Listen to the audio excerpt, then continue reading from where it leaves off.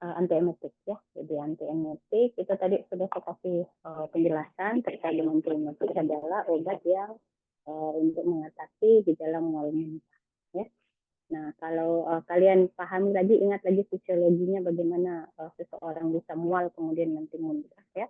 Jadi melibatkan beberapa center atau pusat. Jadi ada memang beberapa tempat yang kalau tertrigger atau terangsang itu bisa menyebabkan muntah. Nah, ini reviewnya ya untuk secara patofisiologinya ada di sekalian. Ini pasien seseorang bisa muntah karena itu tadi saya sebutkan bahwa ada pusat muntah di medulanya ya. Kalau di daerah yang lebih tinggi, misalnya di cerebellum atau juga di sini ya, itu bisa karena pengaruh ketakutan ya, stres psikologis maksudnya ya, atau juga pada pergerakan telinga dalam ya. Adik-adik mungkin bisa bayangkan kalau umpamanya ke daerah pegunungan gitu ya, yang kalau mau naik ke atas biasanya kalau pakai kendaraan, kalian naik kendaraan biasanya kan jalannya berputar tuh.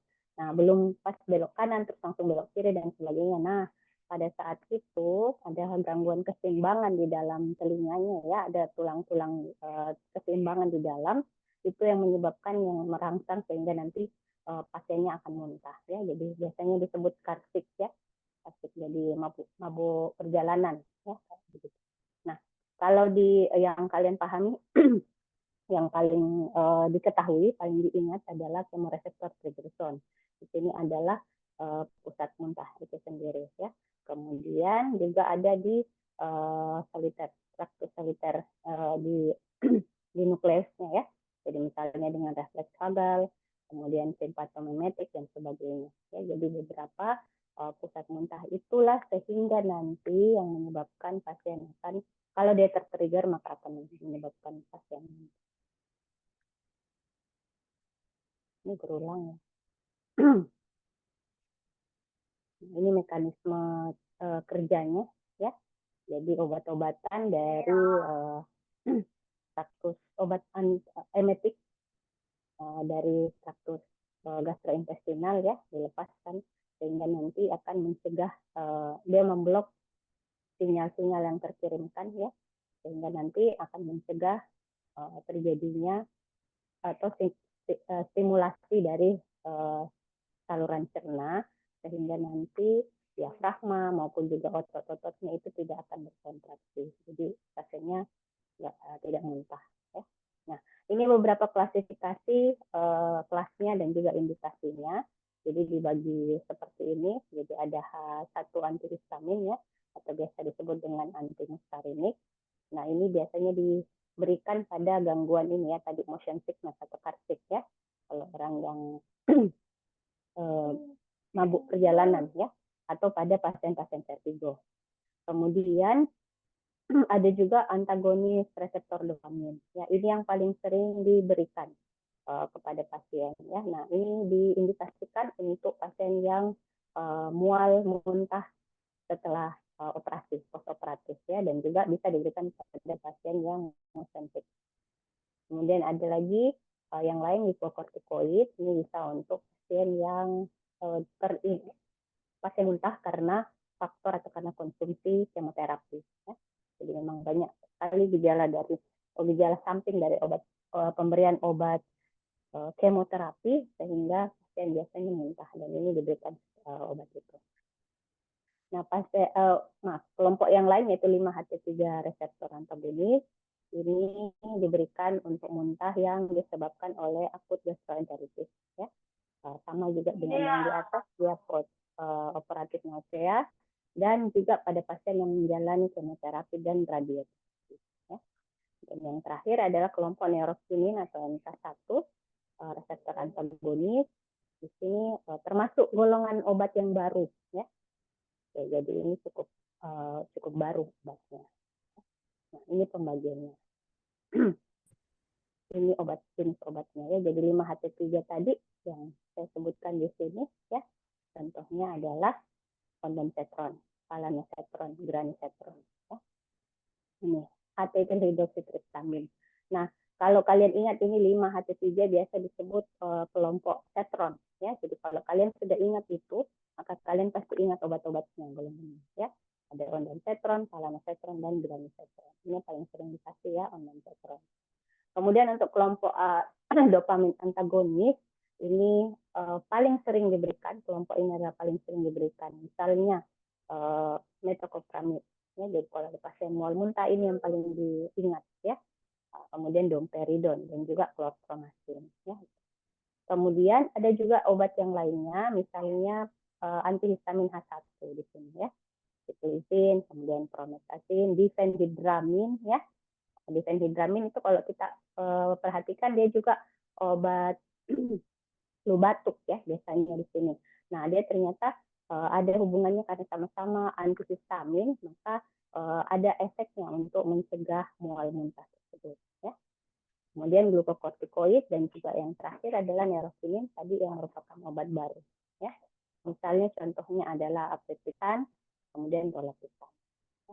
Nah, yang di dalam kurung ini obat patennya deh ya. Jadi tidak usah dihafal, yang dihafal itu yang jangan di dalam kurung. Karena itu obat generik ya. Okay.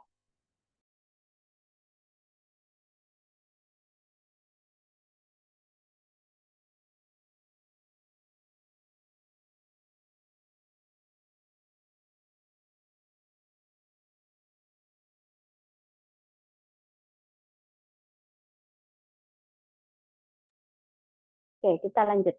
Untuk side effect-nya, ya, jadi untuk pemberian obat ini itu menimbulkan efek samping gejala yang lain ya, selain gejala utamanya, yaitu sakit kepala, ya, kemudian kelelahan, pusing, ya, biasanya juga, kemudian mulut kering, dan seringnya adalah susah buang air besar.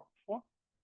Penyakit yang lainnya ini kalau kita perhatikan bisa menyebabkan insomnia, kemudian juga perubahan mood ya.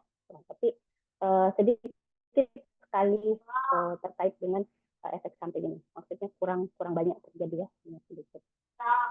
Nah, itu tadi antiemetik ya. Yang berikutnya adalah obat-obatan prokinetik. Nah, prokinetik yang harus kalian ingat itu adalah obat yang membantu mengontrol reflux dari asam ya, dari asam lambung. Nah, ini gunanya kalau kita pahami ini, maka kita sudah dengan sendirinya akan tahu bahwa indikasinya ini untuk apa. Nah, karena dia mengurangi reflux ya tadi disebutkan, maka dia cocoknya pada pasien-pasien apa? Contohnya GERD ya. Kalau di GERD kan biasa ada reflux ke atas ya, dari asam lambung naik kembali ke esofagus ya.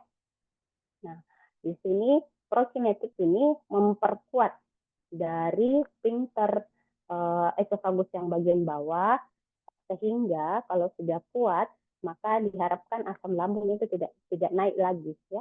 Jadi tidak terjadi lagi yang tadi yang disebut dengan reflux dari asam lambung tersebut. Nah, contoh prokinetik ini ya, ada betanekol ya, kemudian metoclopramid. Nah, kalau adik-adik perhatikan metoclopramid selain tadi ya nausea dan emesis, mual muntah, maka ini juga bagus untuk pasien-pasien GERD ya, karena apa? Karena metoclopramid ini memperbaiki kerja dari otot di saluran cerna, sehingga yang tadi dia tetap kontraksi untuk di sphincter lower esofagusnya, jadi tidak ada reflux ke atas ya, tidak ada reflux asam lambung dari gastrik ke esofagus ya, seperti itu. Nah, tidak panjang kan kalau saya jelaskan, dan obat-obatannya juga seputaran ini gitu ya. Jadi kalian perhatikan saja. Nah, obat yang berikutnya ini sudah kelompok yang ketiga obat-obatannya, yaitu laksatif. Nah, tadi di awal saya perlihatkan kalau laksatif ini artinya adalah obat yang membantu proses defekasi atau buang air besar ya, atau biasa kalau orang awam bilangnya pencahar gitu ya. Nah, ada yang ini untuk yang komplikasi.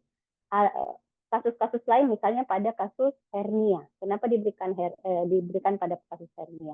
Nah, konstipasi kan itu susah buang air besar ya. Nah, pada kasus hernia, pasien itu dicegah sedapat mungkin tidak mengedan keras, ya, mengedan sehingga nanti membahayakan hernianya, memperburuk hernianya ceritanya. Makanya kenapa diberikan juga pada pasien hernia supaya dia buang air besarnya tidak kepayahan, tidak kesusahan, gitu ya.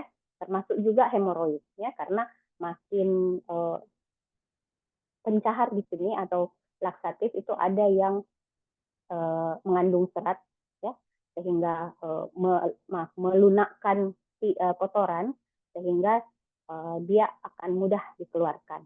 Nah, hemoroid itu kan kalau kalian pahami dia itu berupa pembesaran vena, ya, yang adanya di saluran pencernaan bagian bawah, ya, di anus.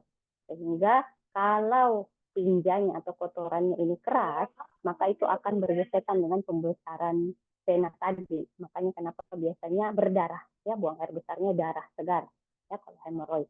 Nah, itu yang dicegah sehingga diberikan laksatif, ya. Jadi tinjanya itu dilunakkan, dikasih lunak, supaya lunak dia akan lebih mudah keluar dan mengurangi gesekan pada vena yang membesar pada saat pasien menderita hemoroid itu, ya. Begitupun juga dengan kasus-kasus post-op penyakit anorektal, ya. Jadi yang mempermudah untuk pengeluaran kotoran, buang air besar, maka itu diberikan laksatif. Dan pasien-pasien bed rest, ya, kita tahu kalau pasien bed rest lama di tempat tidur, mobilitas ususnya juga akan menurun, sehingga itu mempengaruhi juga peristaltik, ya, peristaltik usus, sehingga mempersulit buang air besar. Nah, itu pasien harus lebih banyak untuk pasien yang tirah baring, lebih banyak istirahat di tempat tidur, itu sebaiknya juga diberikan, ya. Biasanya juga laksatif diberikan pada pasien postpartum, ibu-ibu yang habis melahirkan, ya, karena untuk memudahkan dia BAB. Karena kalau postpartum kan apalagi kalau penekanan pada abdomen dan sebagainya, ya, itu akan menambah nyeri dari ibu pas postpartum, sehingga diberikan laksatif, ya, lebih mudah supaya tidak terlalu berkuat gitu, ya, tidak mengedang. Nah, ini tipe-tipenya laksatif deh, ya. Jadi ada yang memang dikhususkan tipikalnya, ya. Jadi kerjanya ada yang apa ya istilahnya, kalau bulk producing itu dia memadatkan, maaf ya, memadatkan. Kemudian ada yang lubrikasi, ya, melumaskan. Begitupun juga softener, melunakkan, ya. Ada yang stimulan.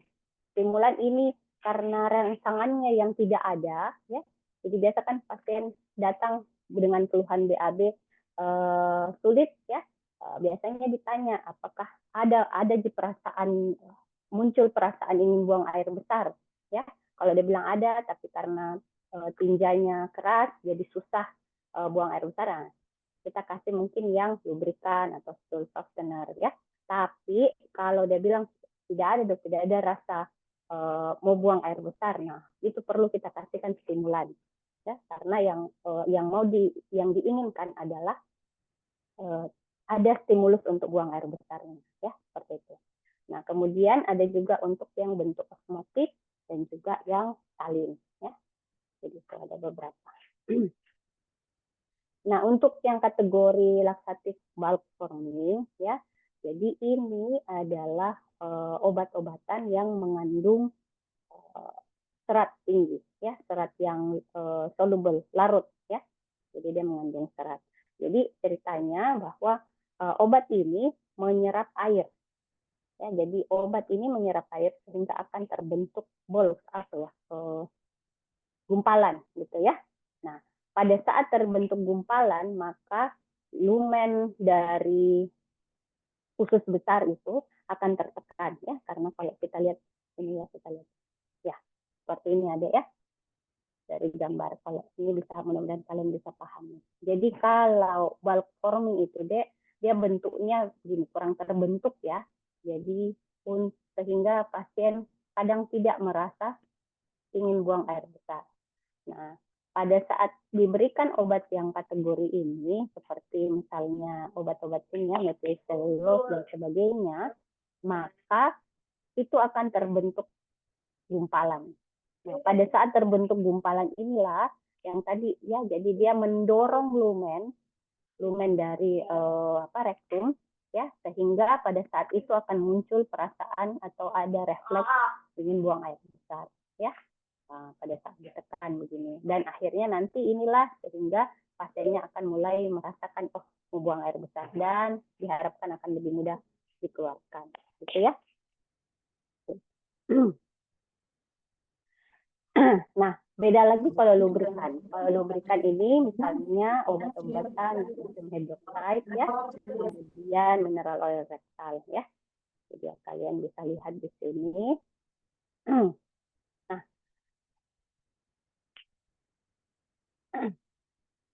kalau kalian perhatikan dia seperti melapisi ini kotoran ada ya, yang coklat ini kotoran tinja. Nah, di lubrikan ini pada saat diberikan maka dia melapisi dari kotoran tersebut ya, dengan bermaksud untuk melumaskan. Ada ya.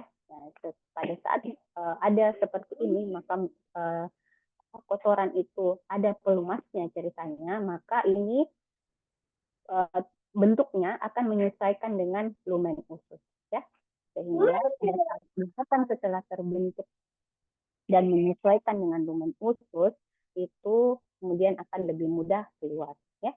Adik-adik bisa bayangkan kalau umpamanya tinjanya dengan bentuk seperti ini baru kemudian mau keluar ya, itu kan pasti susah karena kita bisa lihat bentukannya seperti ini ya, sehingga itu kenapa diberikan dengan lubrikan laksatif ini, jadi dilapisi dan akhirnya licin, jadi ikut lebih mudah keluar ya, mudah BAB. Nah, untuk yang ketiga yaitu stool softener ya, jadi softener atau pelumas pelembut ya, bukan softener pelembut pakaian ya. Contohnya di sini adik-adik bisa lihat mineral oil atau dekusat, garam dekusat. Nah, seperti ini. Jadi dia bentuknya seperti itu. Ini kotoran yang warna coklat. Adik-adik kita perhatikan pada saat diberikan stool softener, maka ini dilunakkan sehingga bentuknya tidak lagi mengeras seperti ini, seperti masuk ke dalam kemudian terlunakkan dan membentuk bentukan baru, sehingga akan diharapkan akan lebih mudah dikeluarkan ya, seperti itu. Lebih lembut, lebih apa ya istilahnya, lebih lunak, lebih lunak ya. Nah, kelompok yang lain dari laksatif adalah stimulan ya, misalnya bisafodil. Nah, bisafodil ini menstimulasi peristaltik dengan cara menstimulasi plexus neuron intramural colon ya. Jadi dia menstimulasi plexusnya. Ya, ingat rangsangnya ini ya. Jadi rangsangnya. Jadi dengan kata lain, kalau dia bilang saya tidak buang air terus sudah berapa hari, memang tidak ada perasaan ingin buang air, maka laksatif jenis stimulan ini lebih memungkinkan untuk diberikan pada pasien tersebut. Ya. Jadi caranya obat ini diberikan, maka ini akan obat-obat ini akan mengiritasi ini ya, mengiritasi ceritanya mengiritasi mukosa dari intestinal dan terjadi yang namanya mild inflamasi yang ringan ya. Di samping itu juga meningkatkan dari cairan dan elektrolit, sehingga nanti dengan sendirinya kalau cairan meningkat ya, kenapa itu disuruh selalu supaya nggak susah buang air besar, banyak minum air putih kan ya. Nah itu gunanya adalah salah satunya seperti itu. Jadi dengan sendirinya motilitas usus itu akan membaik dan akhirnya akan berakhir dengan pasien terjadi buang air besar ya. Nah, laksatif yang berikutnya adalah osmotik laksatif ya. Biasanya ini dosisnya sedikit, dosis kecil ya, yang digunakan untuk long term treatment. Contoh obatnya di sini ya, glycerin, sorbitol, lactulose dan sebagainya. Osmotik dan salin kalian bisa lihat di sini ya.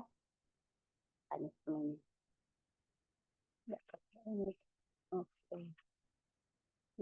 untuk salin tinjanya itu akan berbentuk lebih encer, ya. Dan itu mula kerjanya bisa 1-3 jam setelah pemberian, ya.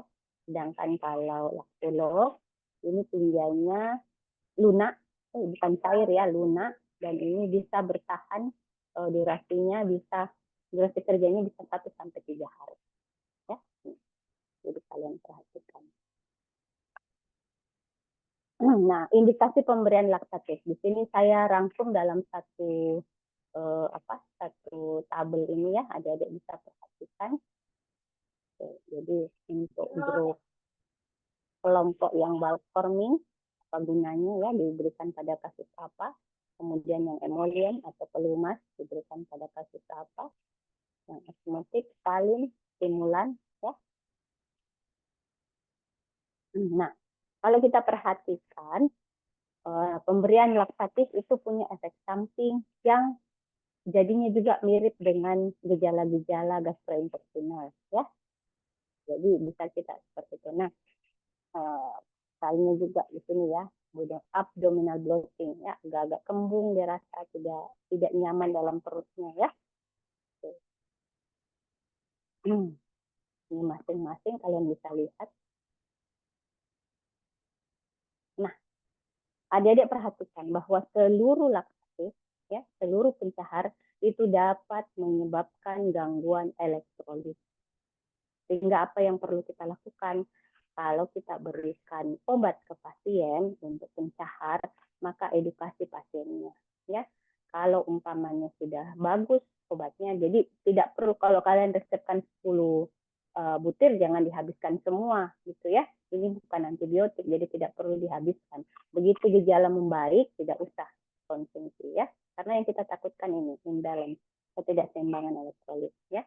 Karena kalau sudah buang air besar, terus terlalu lancar, ya, atau tadi karena absorpsi airnya meningkat, maka bisa menyebabkan terlalu sering jadi buang air besarnya, sehingga akan terjadi gangguan elektrolit, ya.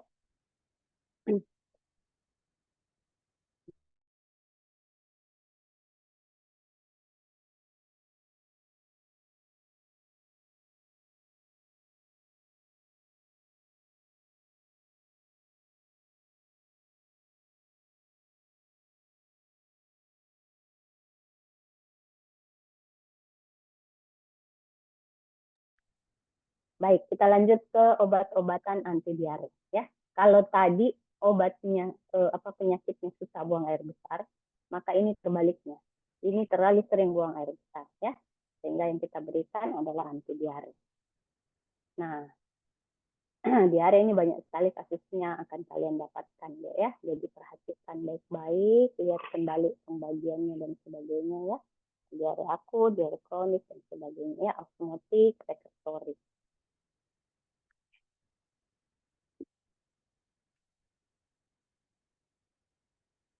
Ya. Nah, ada pemberian diare, untuk diare itu diberikan obat-obatan antisekretorik, antimotilitis, ya. Ada yang diberikan golongan agonis opioid, ada yang sifatnya absorben, ya. Absorben ini menyerap katanya, ya. Lihat sama-sama. Nah, tadi untuk opiat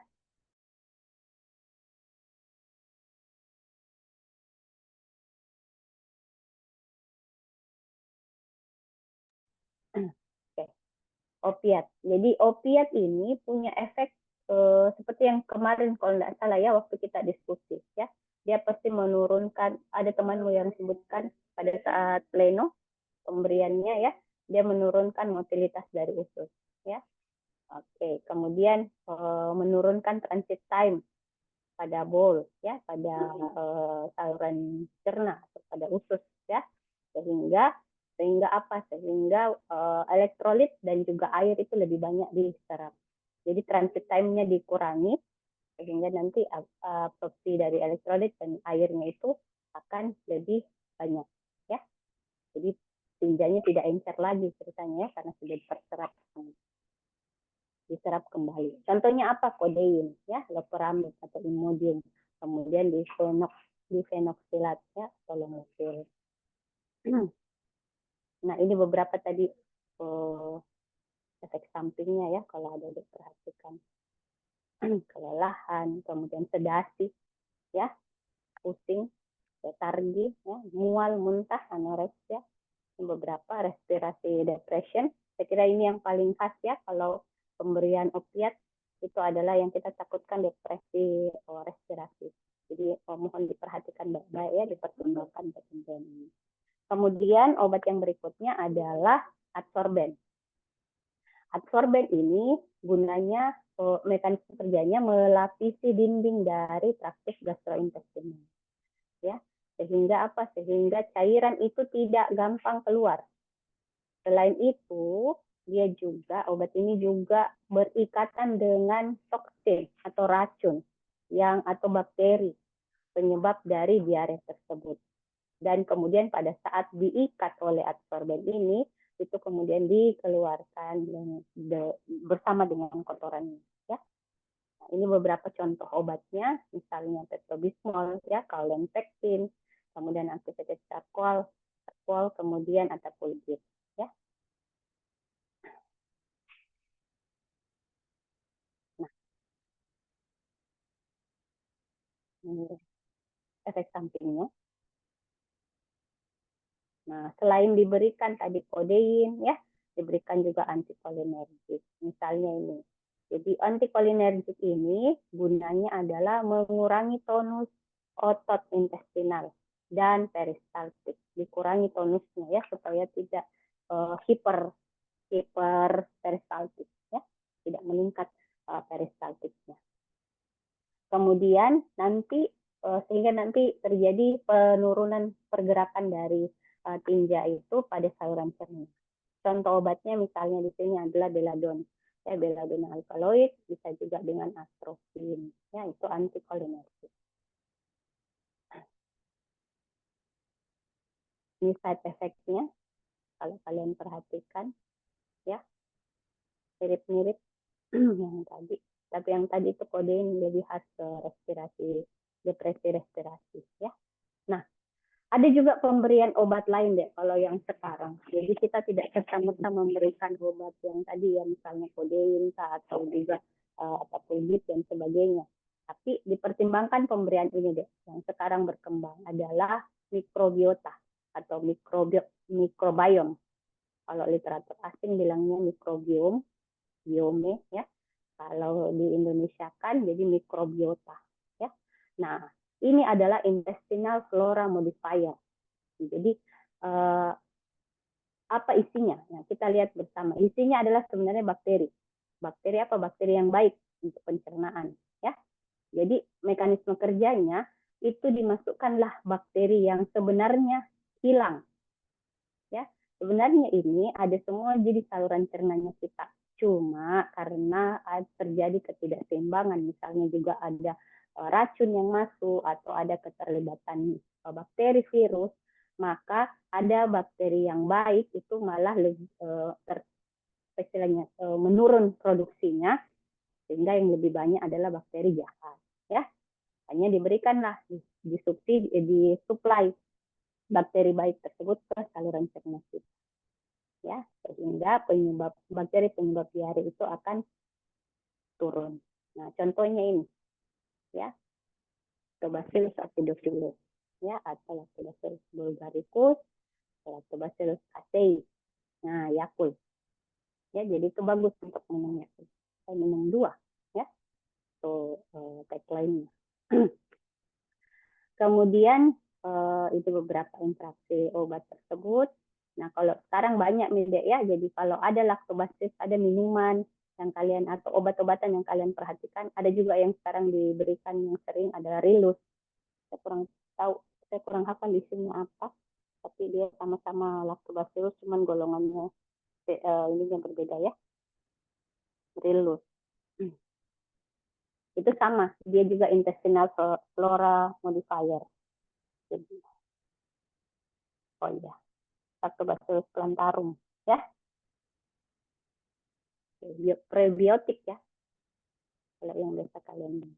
Nah, jadi pertimbangkan pemberian itu Karena ceritanya kalau tadi kalau diare pasti ada ketidakseimbangan bakteri. Bakteri jahatnya lebih banyak daripada bakteri baiknya. Sehingga itu kenapa kita supply dengan bakteri. Ya. Oke. Kelompok obat yang berikutnya yaitu obat-obatan untuk penyakit-penyakit aseptik. Ya, jadi ini ada beberapa macam, masih agak lebih panjang lagi ini ya. Nah, tadi mekanisme gangguan pencernaan yang sering itu terjadi adalah jumlah produksi dari HCl yang meningkat, ya, atau terlalu asam ceritanya, sehingga itu yang mengganggu, ya, menyebabkan beberapa gejala pada pasien.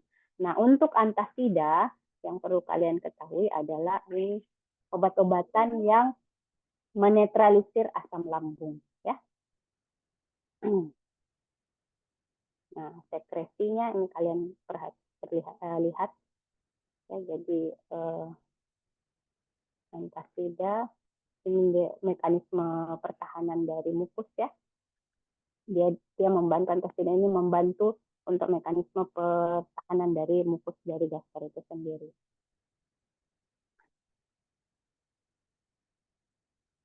Nah, ingat yang ini deh, nah. Jadi antasida itu tidak menghambat atau mencegah overproduksi, ya, tapi yang dilakukan adalah menetralisir asam lambung pada saat ada di gastro, ya. Jadi tidak mengurangi produksi deh, tidak mengurangi overproduksi, tapi menetralisir, ya.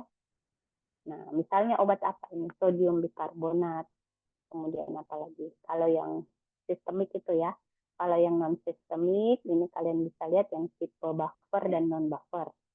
Kalau yang buffer misalnya aluminium hidroksida, magnesium trisilikat, ya. Kemudian magalgrade. Kalau yang non buffer ada kalsium karbonat, ada magnesium hidroksida, ya.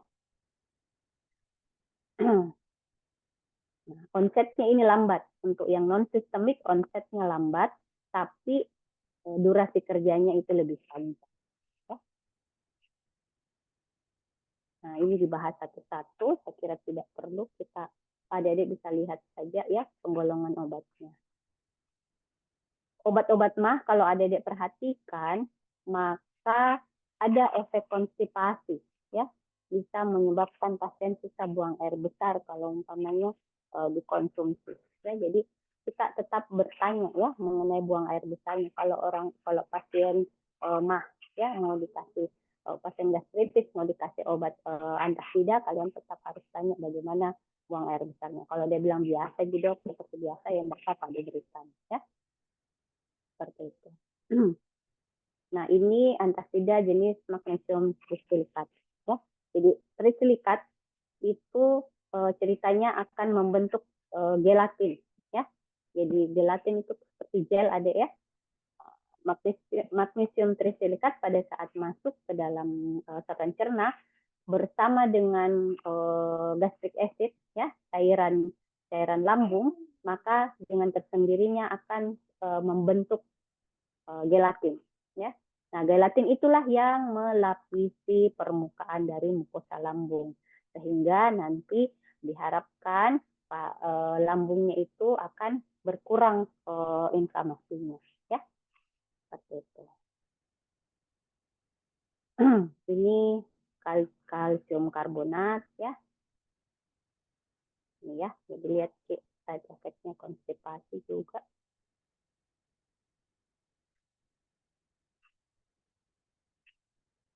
Nah, ini magnesium hidroksida. Jadi kalian bisa lihat ya, jadi antasida dan juga laksatif. Jadi diberikan magnesium hidroksida ini punya dua indikasi ya, sebagai antasida atau sebagai laksatif, pencahar ya. Jadi tergantung dari dosisnya, bagaimana dosisnya kita lihat di sini. Jadi kalau dosisnya pada orang dewasa 0,5 sampai 1,5 gram, maka itu sifatnya sebagai antasida. Tapi kalau 2 sampai 5 gram, maka itu bisa menjadi laksatif, ya, jadi pencahar.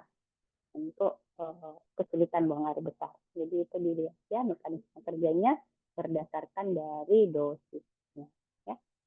Antasida lain yaitu simeticon, ya, atau dimetil polysiloxane. Nah ini merupakan silikon polimer, ya. Jadi mirip dengan yang tadi yang kalau kita jelaskan terkait dengan ini ya, magnesium trisilikat dia membentuk gelatin. Nah bedanya kalau di simeticon makanya yang terbentuk adalah antihistamine, ya. Jadi apa ya, mengurangi ya, mengurangi dia berupa obat tunggu sebentar ya.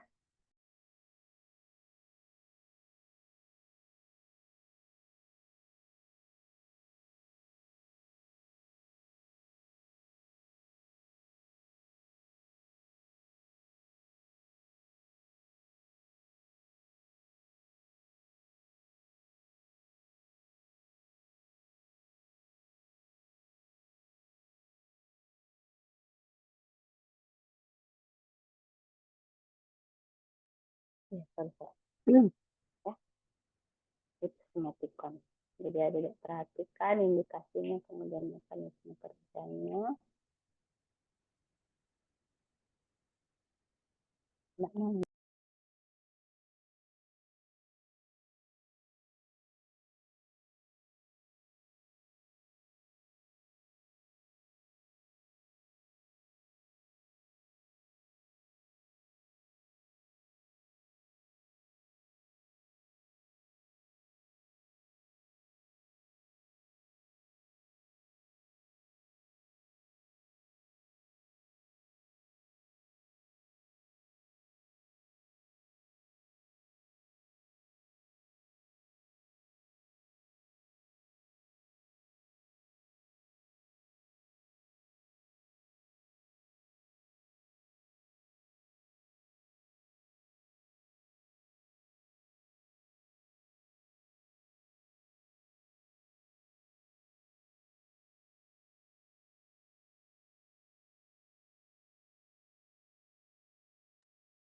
ya, sorry.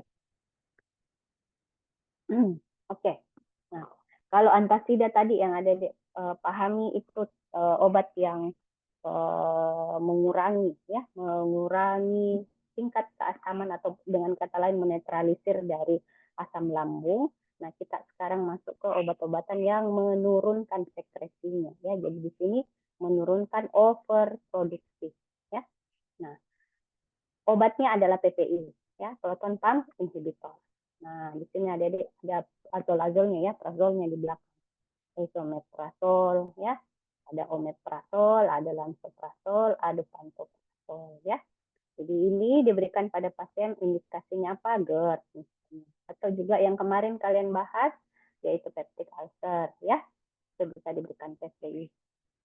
Nah, ini juga merupakan obat pencegahan ya, misalnya pada pasien-pasien yang mau diberikan NSAID ya, mau diberikan kortikosteroid non steroid antiinflamasi, kan yang ditakutkan adalah bleeding ya, pendarahan saluran cerna, maka diberikan bersama dengan PPI ini ya, esomeprazol dan sebagainya ya.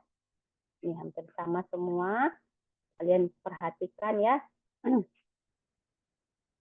Nah, ini sama ya, ATPase enzim dia memblok. Jadi ini enzim yang bekerja untuk produksi dari asam lambung. Jadi ini ditekan dengan pemberian PPI, maka enzim ini ditekan sehingga nanti produksi asam lambung akan berkurang. Ya, seperti itu. Ini pantoprazol, omeprazol ya, ini sering-sering diberikan, sering-sering dikonsumsi ya kalau kalian perhatikan, atau lansoprazol juga tadi. Rabeprazol. Jadi kalian bisa perhatikan di sini.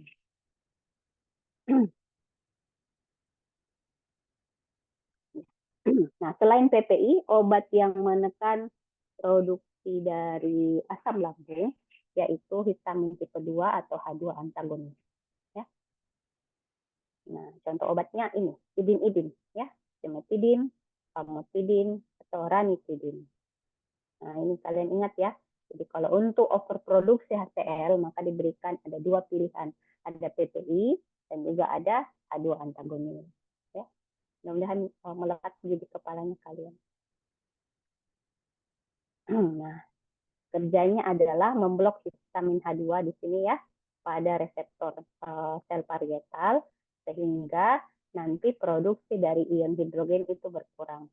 Dengan adanya dengan demikian maka produksi dari HCl juga akan ikut berkurang ya. Jadi diduduki ceritanya itu reseptornya diblok reseptor H2-nya ya.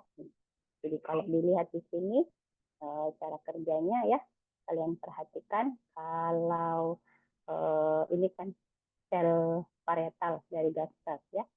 Ini tadi enzim yang berperan pada sekresi dari ion hidrogen. Kalau mau ditekan sekresi hidrogennya, ion hidrogennya maka diberikan omeprazol ya. Kalau kalau atropinnya maka diberikan apa? Asetilkolin tadi ya. Kemudian kalau masuk yang simetidin, H2 reseptornya tadi ya, kalau mau dihambat histaminnya, maka yang diberikan adalah simetidin.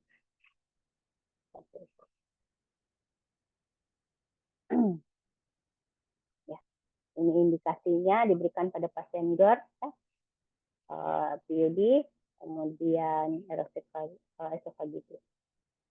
Side effect-nya ini tadi ya simetidin. Kalian perhatikan. Nah, satu hal yang pasti ya, kalau kalian meresepkan obat-obatan terkait dengan antasida, kemudian lebih-lebih lagi dengan ini ya, yang memproduksi asam lambung, menekan asam lambung, maka harus kalian edukasi pasiennya bahwa tidak boleh merokok ya. Karena H2 antagonis, terlebih lagi kelompok ini, itu tidak ada gunanya kalau dia diberikan pada orang yang perokok, yang tetap merokok ya. Karena merokok itu menekan efektivitas dari obat-obatan ini. Nah, sehingga apa? Kalau diberikan ya tidak ada gunanya, tidak ada manfaatnya ya, tetap saja produksi asam lambungnya akan meningkat. Jadi yang langkah pertama kalau pasien merokok maka suruh berhenti merokok dulu. Ya, seperti itu.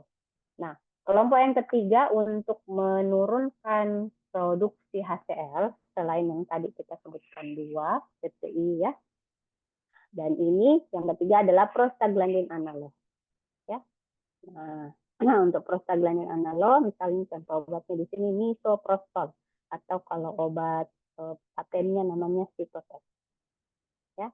Jadi cara kerjanya ini berikatan pada reseptor prostaglandin pada sel parietal ya, sehingga yang terjadi adalah menghambat produksi dari histamin ya dan juga sekresi dari asam lambung. Jadi dengan sendirinya akan berkurang produksinya. Ya.